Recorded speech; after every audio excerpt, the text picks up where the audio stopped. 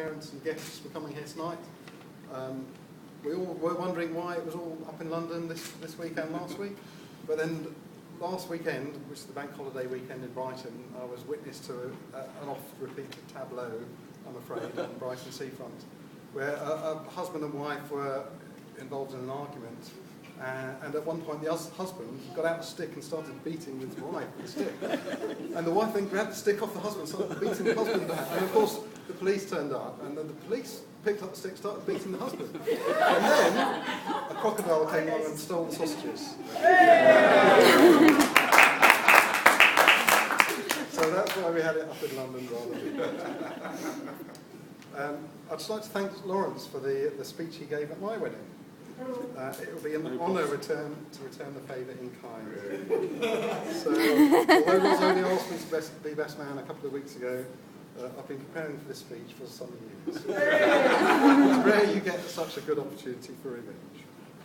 So, without further ado, the story of Loz.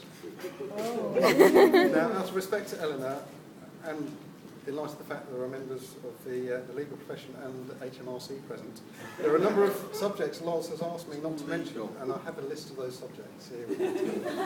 So, top of the list is former conquests, which is going to cut about 30 seconds out of my speech. His wanted status in the French territories, and his tax arrangements for his property portfolio. I'm not going to mention any of them. So, someone once described a family as being a collection of similarly minded people who mostly dislike each other, drawn together by mutual boredom and lack of somewhere else to go. And it's in that way that I remember my childhood with Loz together. It gave better. One of my earliest memories of Loz was the Great Lego Swindle of 1978. Loz, as usual, needed some money urgently, and so offered to sell me his share of our Lego collection for 50p, which was an absolute steal. So I coughed up and readily agreed, but the very next day I was building our model and needed a bit that Loz had on one of his, and all of a sudden that agreement was forgotten. And I didn't have the pieces to complete my model, and I was disappointed. Another time, Loz borrowed our collective car that we all had, Morris Marina in blue. Loz took it on a trip to a country pub with some of his army friends, and the next day it returned with a broken rear window, a bent door, bent upwards on its hinges, and a missing indicator store. It's just a good evening, that's all. By this point I'd learnt to be disappointed but not surprised. I shouldn't be too hard on Loz, actually. You know, he was always there for us. Whenever he wanted to borrow something, needed money or a lift somewhere, he was there. I got my licence before that.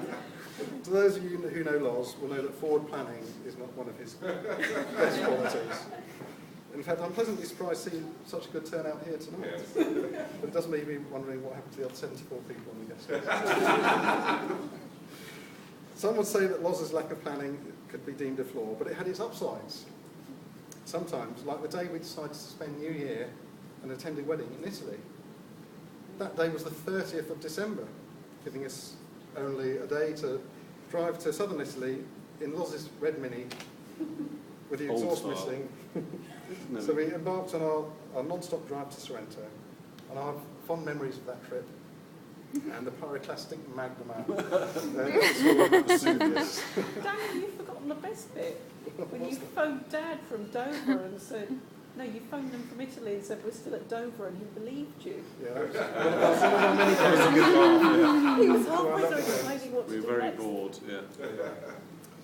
Now, Loz spent a lot of his life in the forces in service of his country and of France.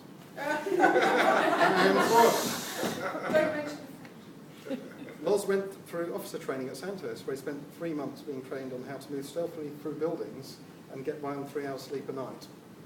Skills which have been put to good use since the birth of the baby. Yes. Now, everyone who knows about Loz's passion for flying, almost as soon as he could drive, Loz began developing the skills he would need one day to become a commercial pilot, starting with getting other people to pay for his fuel. He spent his fair share of time in far-flung places in pursuit of his dream of flight. He's been a bush pilot living in a tent in Botswana. He spent months on a boat trawler, on board a trawler in the Pacific, fishing for tuna. My cat was very pleased to see him when he got back. He was flying a helicopter that apparently even the mechanic refused to go.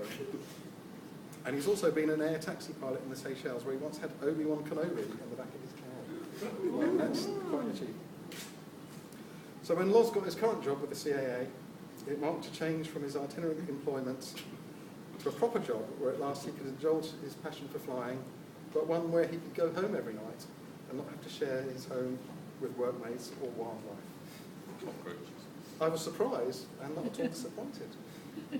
And then when I was first introduced to the lovely Eleanor, I was again surprised and not at all disappointed. Eleanor seems to have succeeded where so many others have failed in the past in turning Loz into a respectable husband and father with a proper career. So well done, Eleanor.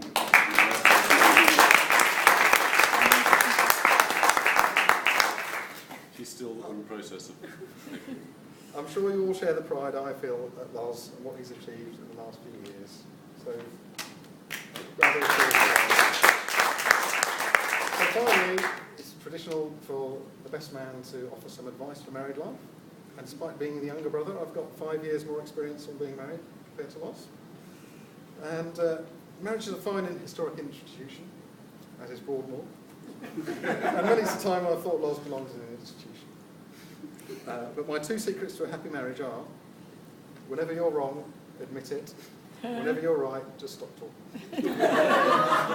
So finally, I'd like to propose a toast. Raise your glasses to the bride and groom. The bride and groom.